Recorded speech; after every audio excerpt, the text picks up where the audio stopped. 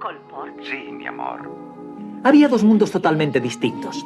Mientras mi madre limpiaba platos sucios en Rockaway, Irene y Roger tomaban su elegante desayuno en antena en su fastuosa casa de Manhattan, hablando maravillosamente de las personas y lugares en los que nosotros solo podíamos soñar. Querido. Mañana por la mañana les contaremos todos los detalles y también les hablaremos de la nueva obra de Mozart que, según dicen, es divina. Somos Irene Draper Y Roger Daly. Les invitamos a desayunar con nosotros mañana por la mañana y cada mañana y les deseamos un día delicioso. Hola a todo el mundo, bienvenidos, bienvenidas a un nuevo episodio de esta serie de audios que estamos haciendo Jairo y yo en este verano 2025. Bueno, pues para entreteneros un poco a vosotras y a vosotros. ¿Y qué os pensáis? ¿Que Jairo y yo no nos entretenemos con esto? Pues sí, porque nos gusta hablar. Bueno, lo primero, hola a la comunidad de Jairo. Compartimos personas, de lo cual yo me alegro un montón. Y hola a la comunidad de Dani Cultura. Bueno, hoy lo que le propongo hablar, el tema del que quiero que hablemos Jairo y yo, así un poco en diferido, pero a la vez nos conjugamos divinamente, es de algo que a mí personalmente me encanta, y son las plantas adventicias, las, por otra parte, mal llamadas malas hierbas. Porque de malas es que no tienen nada, solo que requieren cierto manejo. Pero vamos a ir poco a poco. Hay veces que sencillamente se dice plantas adventicias así como un poco a granel, ¿no? Ese término genérico o malas hierbas. Pero en realidad lo que viene a significar ese término son plantas espontáneas, es decir, las que crecen sin más. ¿Por qué? Porque el mayor banco de semillas que hay en el mundo no está en la isla de Svalbard, no, sino que está en el suelo.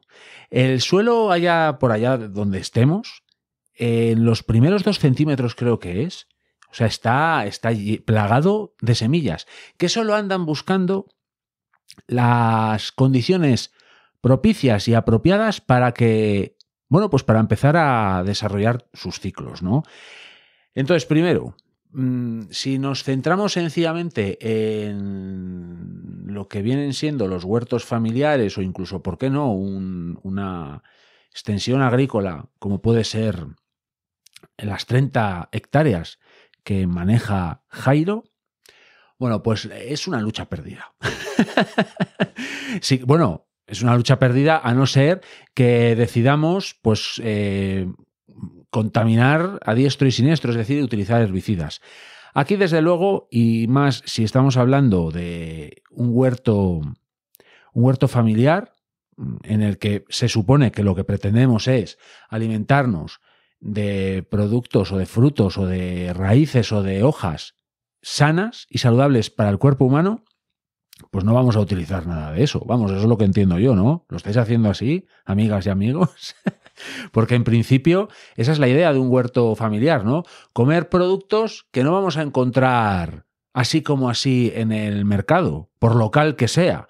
Porque si son nuestros productos, eso, vamos, eso sabe a gloria, porque además hay un componente muy especial y muy diferencial en esos productos hortícolas familiares, que es el trabajo propio, el cariño que le hayamos querido meter, bueno, pues en todo el desarrollo de esas plantas. Pero si nos centramos en esas plantas espontáneas de las que estamos hablando, esas plantas espontáneas, como digo, bajo mi punto de vista, es una guerra perdida si lo enfocamos como si fuese una guerra. Pero si lo utilizamos como algo en nuestro beneficio, pues hay, amigas y amigos, ahí se nos abren las puertas de fantasía. ¿Por qué? Porque si les damos una vuelta a todo eso, nos pueden servir de muchísimo esas plantas adventicias. ¿Por qué?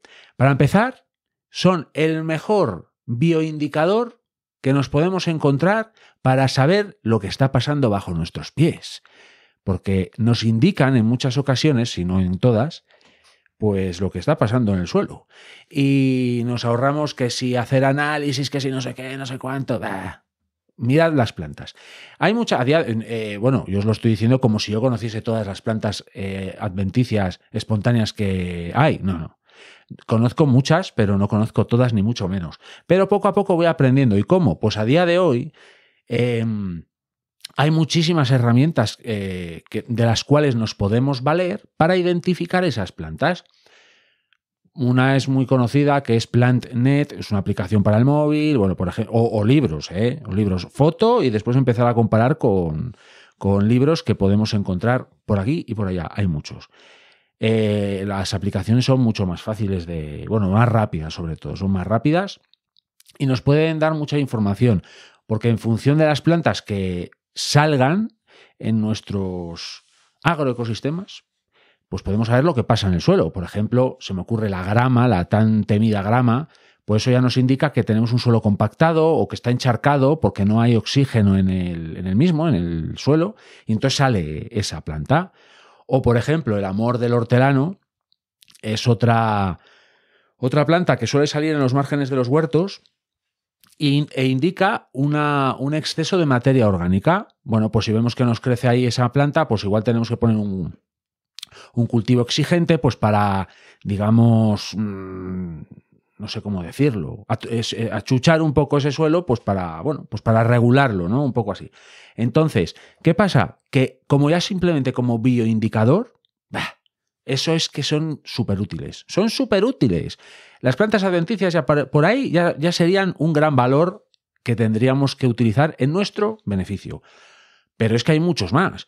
Por ejemplo, es una bobada lo que os voy a decir quizás, pero si en los caminos de nuestros huertos dejamos crecer un poco, que no digo que crezcan a lo loco, necesitan un manejo, que después ya iremos ya os iré a eso, pero bueno, si las dejamos crecer en los caminos del huerto, encontramos un grandísimo beneficio que así a priori seguro que a muchas y a muchos no se os ha ocurrido, pero nos ahorramos mucho barro en los zapatos, Uy, sí. Yo hace tiempo que es una de las razones por las que en mis caminos crecen las hierbas adventicias. Como os digo, las regulo, las siego de vez en cuando, o le pego de vez en cuando un pase con la azada. Entonces, bueno, las dejo en superficie y entonces no me embarro los pies en invierno, y eso para mí es un gran beneficio. Además, si las dejamos crecer, bueno, eso lo voy a tocar después porque va a enlazar perfectamente con ese mundo del que habla habitualmente Jairo, que es la entomopatía y de esos insectos benéficos. Pero si dejamos crecer plantas adventicias, una de las cosas que vamos a ver es que nuestro suelo se llena de vida. ¿Por qué? Porque uno de los elementos que nos trae las plantas adventicias, y es un gran beneficio, es materia orgánica. Materia orgánica en el suelo, eso significa alimento para muchos microorganismos que dependen de ese tipo de alimento. Con lo cual, las plantas adventicias las podemos entender como un alimento para muchas bacterias, muchos microorganismos en general, muchos macroorganismos, como pueden ser lombrices, por ejemplo, y otro tipo de nemátodos que al final generan una vida y generan un ecosistema en el suelo, un ecosistema edáfico, por decirlo más técnicamente, que si está regulado, al final redunda en nuestro beneficio y redunda en el beneficio de las plantas hortícolas, porque que nunca se nos olvide que las plantas hortícolas sí queremos cuidarlas y tal, pero sobre todo lo que hay que cuidar es el suelo. Si tenemos un suelo sano y un ecosistema en él que sea vivo y esté equilibrado y sea diverso, vamos a tener plantas hortícolas sanas, sin lugar a dudas. Se van a defender mucho mejor de otras plagas, etc. Esa sería la primera barrera ante los problemas, ante hongos y demás. Eso por ahí. Pero es que además esas plantas adventicias echan raíces, como todas las plantas, ¿no? Entonces, ¿qué ocurre? Que esas raíces exudan diferentes cosas, como por ejemplo azúcares, carbohidratos, que, como digo, va a atraer otro tipo de bacterias y demás. Más beneficios. Si tenemos un manejo con esas plantas adventicias, ¿qué va a ocurrir? Que según las cortamos, la parte proporcional, esto es más o menos, la parte proporcional de parte aérea de las plantas adventicias que cortamos, pues en el suelo esa parte proporcional de raíces va a morir también. Entonces, eso va a generar pues unas galerías y una materia orgánica también al final que se va a integrar perfectamente en el suelo, y esas galerías va a permitir mucho, como por ejemplo que entre agua, que entre oxígeno, etcétera, etcétera, etcétera. Conclusión, que también va a descompactar el suelo.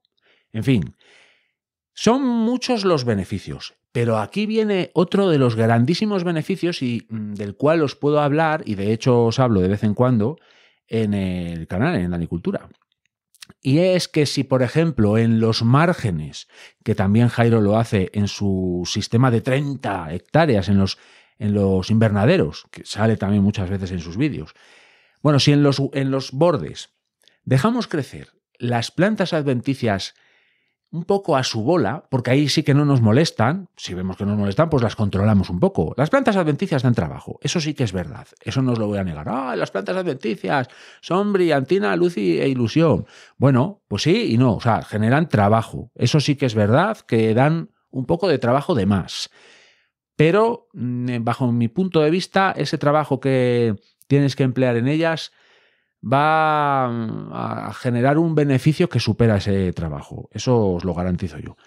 Y una de las razones es eso que digo. Si las dejáis crecer en vuestros bordes, de vuestros huertos familiares sobre todo, e incluso, como digo, en un agroecosistema, como pueden ser 30 hectáreas de una explotación agrícola de invernadero como en la que está Jairo, ahí se van a producir muchas cosas. Y una de ellas es que van a llegar infinidad de pulgones. Y diréis, ¡no! ¡Pulgones! Bueno, pues los pulgones, ese tipo de pulgones que van a crecer en las plantas adventicias, que van a crecer, y os aseguro que crecen con alegría, esas plantas adventicias van a traer esos pulgones. Bien, no os alarméis, por favor. Yo me alarmé la primera vez, pero lo dejé, porque dije, a ver qué pasa.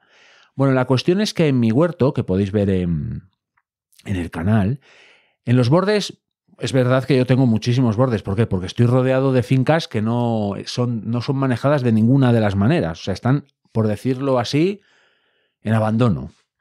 Entonces, ¿qué ocurre? Que yo alrededor de mi huerto tengo muchos metros cuadrados, muchas hectáreas, que están llenas de plantas adventicias, plantas espontáneas, que crecen a su bola. ¿Qué ocurre? Que se llenan, como digo, de pulgón. ¿Y qué ocurre después de esa invasión de pulgones que tengo alrededor? ¿Que van a por las hortícolas? Ni hablar del peluquín, no. Os puedo decir que llevo 2 años, y digo bien, 2 años, que no he visto un triste pulgón en las hortícolas. De verdad que no, habrá alguno, no digo yo que no, porque alguno habrá. Sobre todo en las coles en invierno. Ahí sí que veo más pulgones específicos de esas coles. Pero en las hortícolas veraniegas y de primavera es que no hay pulgones, que probablemente sí los haya. Pero ¿qué ocurre cuando todas las plantas adventicias de mis bordes se llenan, pero de verdad que se llenan de pulgones? Es que hay veces que están negras de pulgones que están. ¿Qué ocurre? Que de repente yo veo que hay una invasión, sobre todo de cocinélidos, es decir, de mariquitas, y sobre todo de sírfidos. Sírfidos y cocinélidos es lo que veo yo ahí. Creo que haber identificado alguna avispilla parasitoide y creo haber visto algún pulgón así de estos que ya están inflados, de los que nos enseña Jairo en su extraordinario canal. Por si alguien de la comunidad de Danicultura no lo conoce, por favor, ir a suscribiros a su canal, porque vais a flipar y os va a enseñar muchísimas cosas. Ya he visto algún pulgón parasitado, entonces eso es que tiene que haber alguna avispilla de esas que parasita los pulgones. Entonces, ¿qué ocurre? Que los insectos benéficos no le hacen ascos a los pulgones ni de las adventicias, es decir, de algún cardo que está lleno de pulgón, por ejemplo, o de una tomatera. Va a comerse los pulgones. Eso sí que no hacen distinción. Entonces, ¿qué beneficios le encontramos a esta invasión, por decirlo así, entre comillas, en los bordes de plantas adventicias? Que vamos a atraer muchísimos insectos auxiliares. Entonces nos vamos a ver muy beneficiados. Pero no se queda ahí la cosa. ¿Por qué? Porque las plantas adventicias, si las dejamos crecer, insisto, a su bola, En todos los momentos del año, casi en todos, igual en lo más en lo más oscuro de noviembre o diciembre, pues igual ahí no, pero casi seguro que también hay algo. Pero siempre va a haber alguna planta que tiene floración. Y eso es fundamental, porque está muy bien decir que, bueno, que si atraemos pulgones, pues genial, porque así llegan los insectos auxiliares y nos ayudan con las hortícolas. Eso está fenómeno y está genial y de hecho es así. Para que haya insectos auxiliares tiene que haber pulgones, tienen que encontrar algo que comer, ¿no? Bien, pero hay fases adultas, como nos ha enseñado tantas veces Jairo, que se alimentan de néctar, de polen, necesitan flores. Y esas flores también se las pueden dar las plantas adventicias. Es decir, las plantas adventicias nos van a generar el escenario ideal para que acudan los pulgones, por tanto, alimento para una fase de los insectos auxiliares, y también nos va a generar floraciones a lo largo de todo el año, lo cual nos va a generar alimento también para otra de las fases más adulta de muchos de los insectos que andamos buscando, los insectos auxiliares.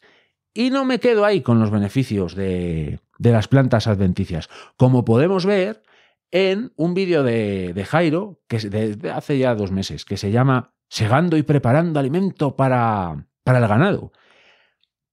Ahí en ese vídeo se ve cómo Jairo, bueno, pues está segando junto con una persona de su explotación, pues están segando trigo que han sembrado y tal. Pero ahí nos comenta Jairo que también su ganado se alimenta de malvas. También lo dice ahí. Es decir, las plantas adventicias, si os paráis a pensarlo, son el pasto del cual se alimentan muchos animales silvestres, ganado que sea de ganadería extensiva. Es decir, las plantas adventicias son la base de mucha de nuestra vida.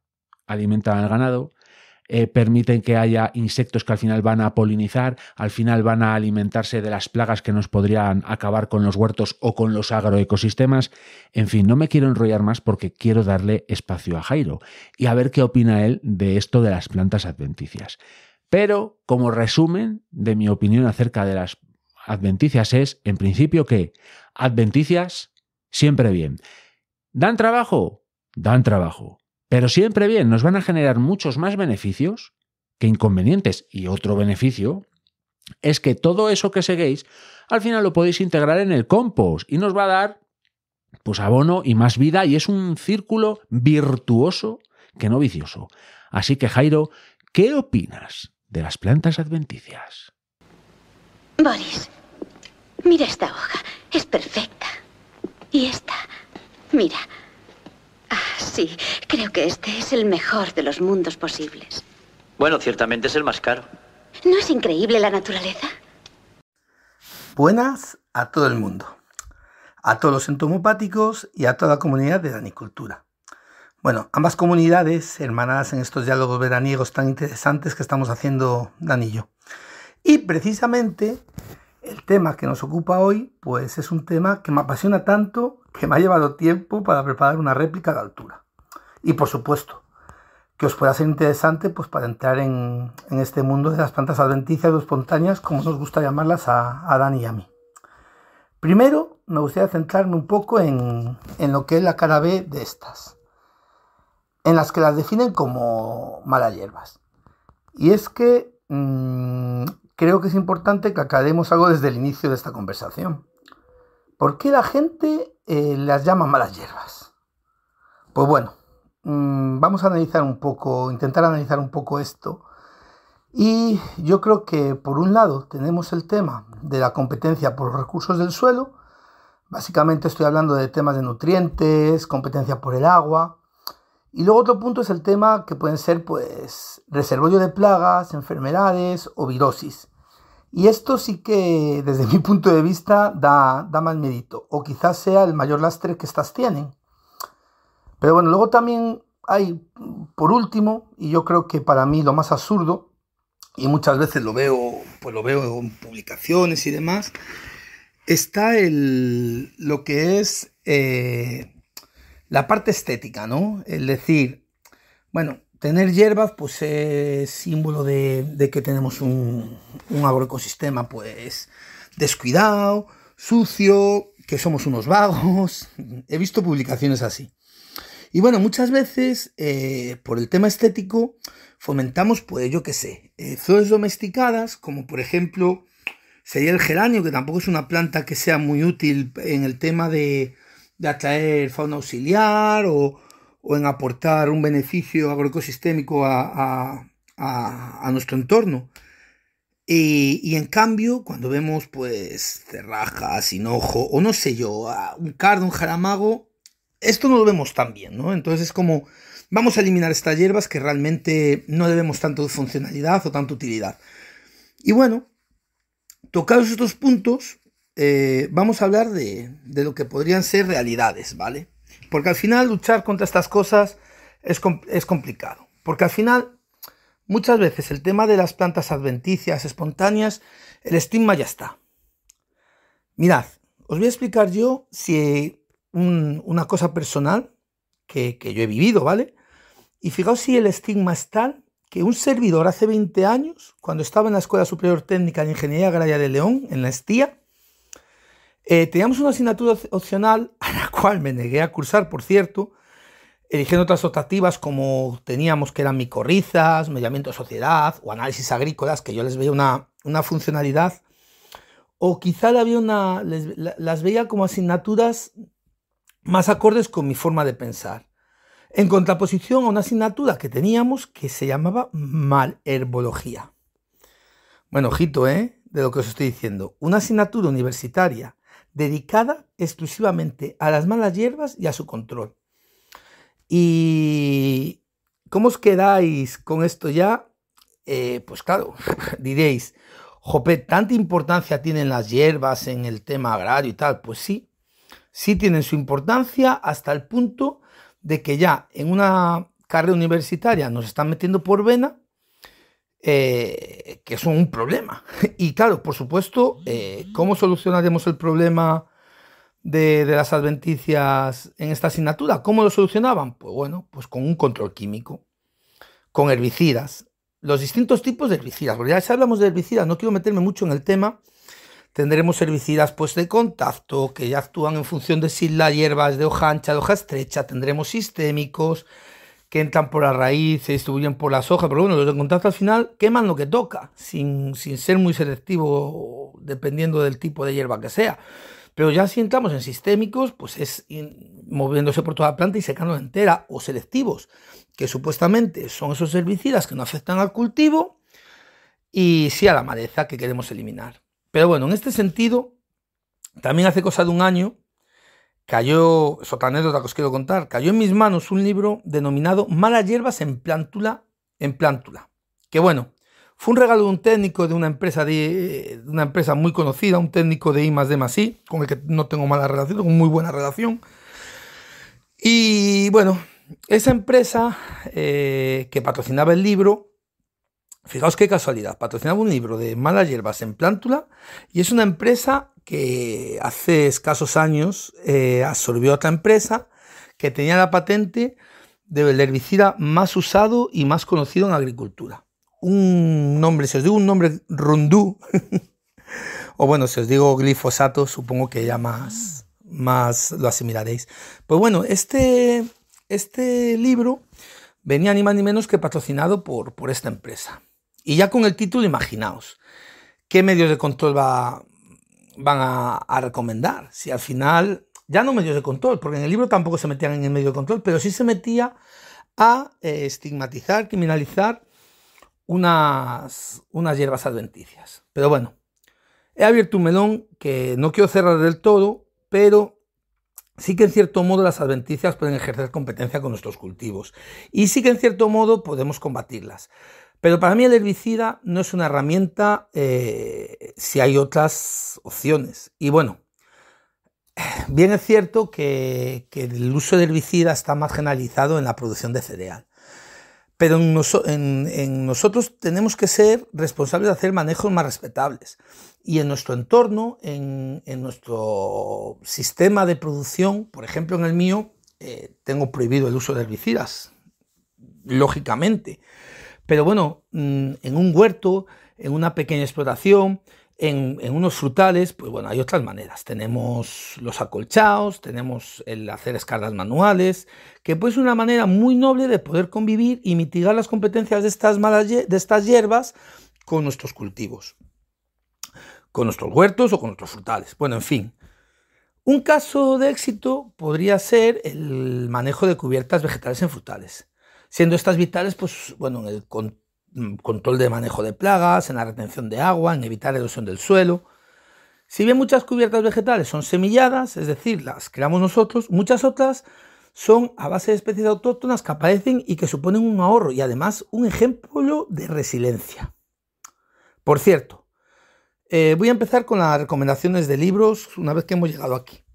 Y mirad, una frase de un libro que me leí hace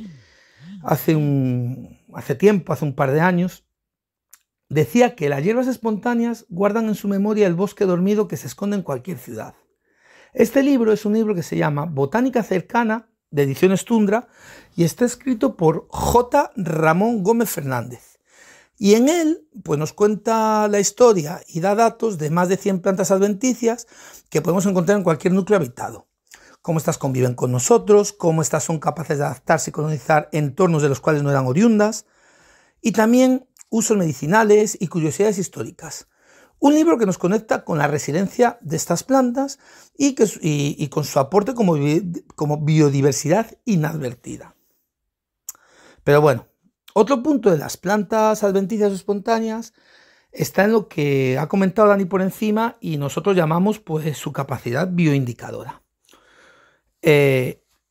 Lo ha introducido Dani muy bien, es decir, qué pueden indicarnos en el suelo, qué pueden aportarnos como riqueza agroecosistémica, pero bueno, tenemos varios valores aquí. Por un lado tendríamos el cómo está el suelo, pues depende muchas veces del suelo, en cómo esté, depende también de cómo veamos la sucesión de plantas que salen de una manera u otra. De una manera u otra indican si el suelo está, pues nitrificado, si tiene unos contenidos altos de materia orgánica, si tenemos un exceso de salinidad, si tenemos un suelo con exceso de humedad.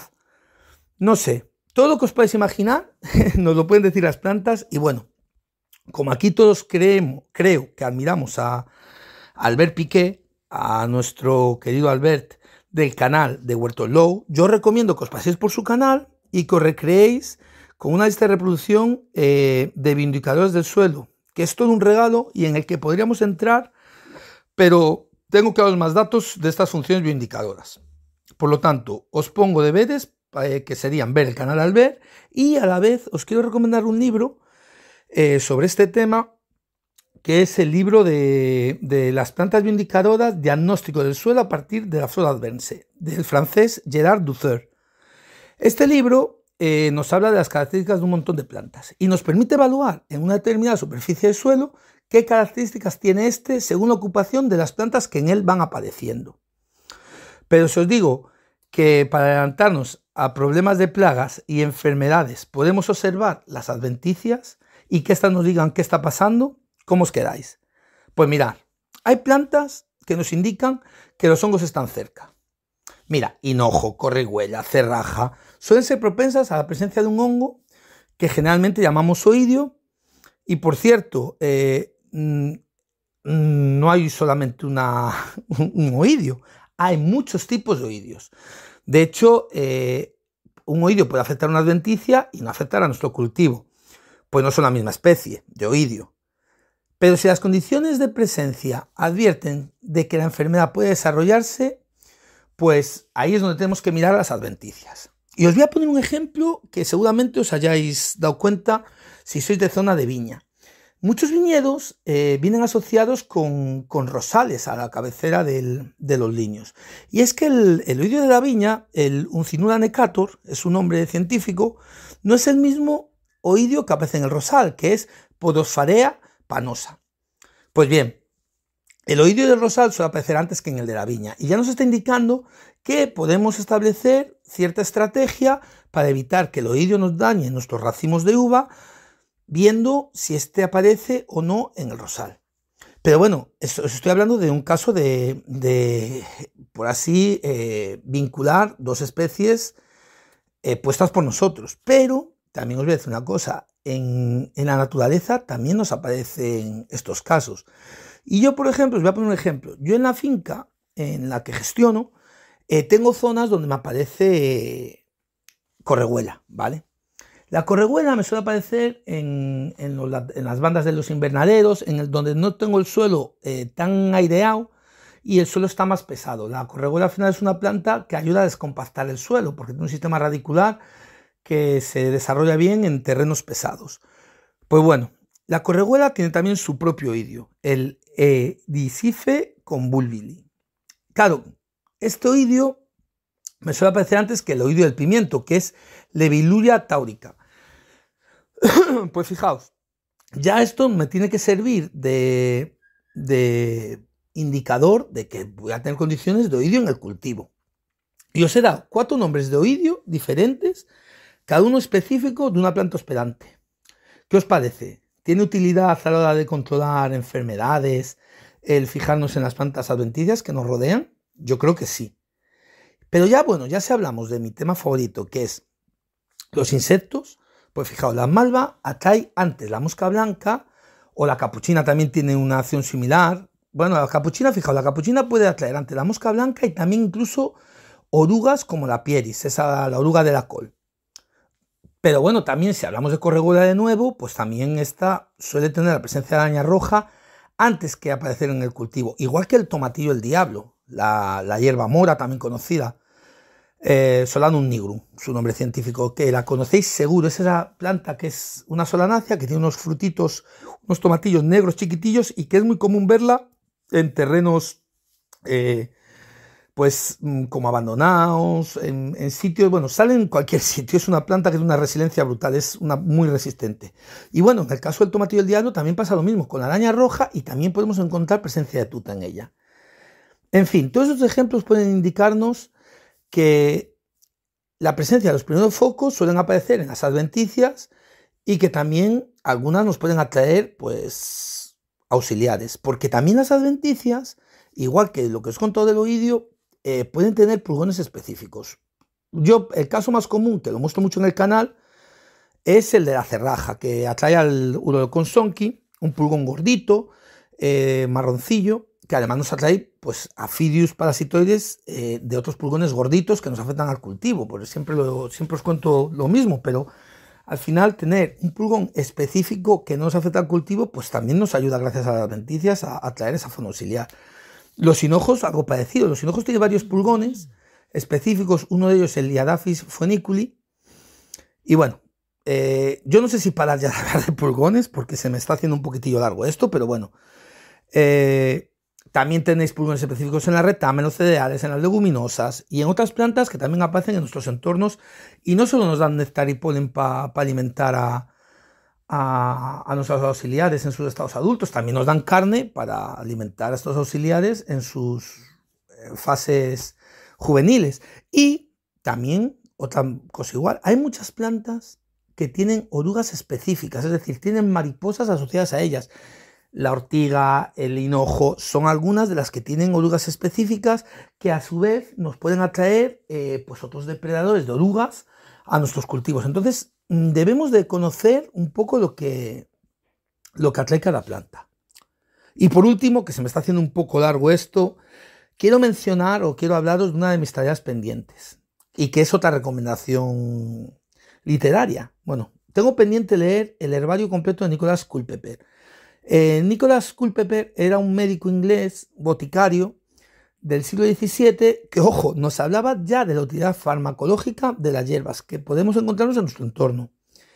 Está en mis tareas pendientes de lectura, pero que seáis conscientes de que muchas de las plantas adventicias espontáneas han sido súper útiles pues, para extraer medicamentos por sus principios activos, hasta incluso, bueno, si os hablo del tema relacionado con el huerto, sería del extracto de insecticidas. Un claro ejemplo sería el pelite con el crisantemo, bueno, los extractos de ortiga, los nicotinoides con el tabaco, las casicinas, bueno, con ciertas solanáceas, bueno, en fin. De las plantas salen también muchas cosas, o el nim, por ejemplo.